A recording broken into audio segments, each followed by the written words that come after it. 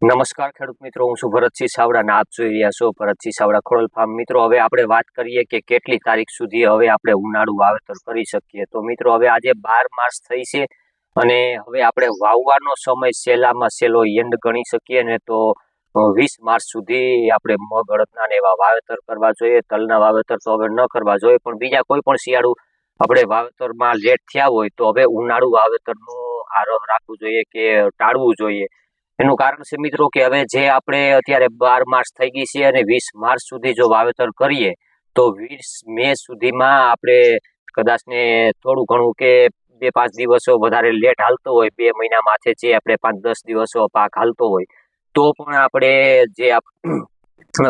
2 મહિના એટલે કે 65 થી 70 દિવસે આપણે જે પાકને તૈયાર કરી શકતા હોય તો એવા પાકનું પણ હવે વાવેતર ટાળવું જોઈએ કે હવે આપણે 12 માર્ચ થઈ ગઈ છે અને 20 માર્ચ સુધીમાં જો કોઈ રહી જતા હોય ને થોડા ઘણા વાવેતર કરવાના હોય તો વાવેતરને થોડું ઘાટું કરવું હોય. એટલે જે આપણે ઉનાળાની અંદર મે મહિનાની અંદર ટૂંકમાં વાતાવરણની અંદર ભેજ આવી જતો હોય અને હાર્વેસ્ટિંગ કરવાની અંદર તકલીફો થતી હોય તો તેવા સમયે આપણે હાર્વેસ્ટિંગ કરવામાં આપણે કોઈ પણ તકલીફ ન પડે, એટલે દાંડર જાડું હોય તો હાર્વેસ્ટિંગ કરવાની અંદર તકલીફો ન થાય અને દાંડર એકદમ સુકાઈ જતું હોય એટલે કે આપણે જે મગના વાવેતર કરતા હોય વીકે 4-4.5 કિલો વાવતા હોય 16 ગુઠાના વીઘાની અંદર, તો હવે આપણે 5 થી 5.5 કિલોનું વાવેતર કરવું જોઈએ મિત્રો. અને હવે 20 માર્ચ પછીથી વાવેતર ટાળવું જોઈએ. એટલે કે હવે આપણે 20 મેએ જે આપણે પાક તૈયાર થઈ જતો હોય તો આપણે 10 થી 15 દિવસ ઓછામાં ઓછું આપણે 5-7 દિવસ કાપણીમાં ને હાર્વેસ્ટિંગમાં સમય લાગી જતો હોય. એટલે કે આપણી જમીન અઠવાડિયું ઓછામાં ઓછી તડકો ખાઈ શકે ને એવું આયોજન કરીને જો વાવેતર કરીએ મિત્રો તો આપણે જે ઉનાળુ પિયત કરેલું હોય એ ઉનાળુ પિયતની અંદર આપણે જે પિયત લઈ અને એક સાઈડ ઉપર લઈને આપણે સીધા દાંતી હાકી રાપ હાકી અને સીધા સાહ નાખી દેતા હોય, અથવા તો વરસાદ થઈ જવાની તૈયારી હોય, પ્રી મોન્સૂન એક્ટિવિટી હોય, અથવા તો કોઈ સિસ્ટમના વરસાદો પણ આવી જતા હોય છે તો મિત્રો એવા સમયે જે આપણે ચોમાસું, શિયાળુ અને ઉનાળુ ત્રણે ઉત્પાદન લઈ લીધા હોય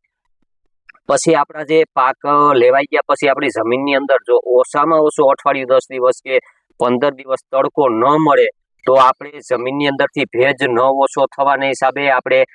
પાછળના ઉત્પાદનની અંદર એનો ધક્કો લાગતો હોય છે, એની સાઈડ ઇફેક્ટ થતી હોય છે. તો મિત્રો આપણે એક જે કંઈ પાક લેતા હોય પાકને પાછળના પરિણામો જોવામાં થોડું આપણે આળસ રાખીએ છીએ, એટલે પાછળના જે પરિણામો છે ને મહત્વના ભાગ ભજવતા હોય છે મિત્રો.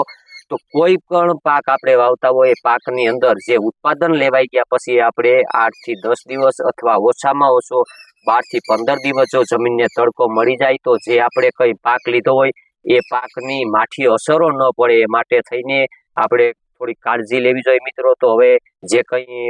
વાવેતર કરતા હોય એવા ખેડૂતોએ વાવેતર ટાળવું જોઈએ. એટલે મિત્રો કે આપણે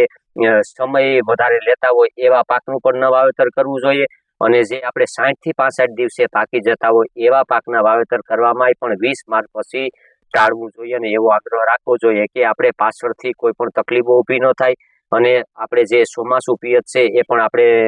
સારું ઉત્પાદન લઈ શકીએ મિત્રો. તો એના માટેની હતી આ માહિતી. તો મિત્રો હવે આપણે આ રીતના જો થોડોક સમયના અભાવે ઉત્પાદન ટાળવાની કાળજી લેશું મિત્રો તો આપણે પાછલા ઉત્પાદનોમાં કોઈ જાતની માઠી અસર ન પડે એવી કાળજી લેજો મિત્રો. તો વિડીયો સારો લાગ્યો હોય તો મિત્રો આપણી ચેનલને સબસ્ક્રાઇબ કરી, લાઈક કરીને તમામ ગ્રુપમાં શેર કરજો.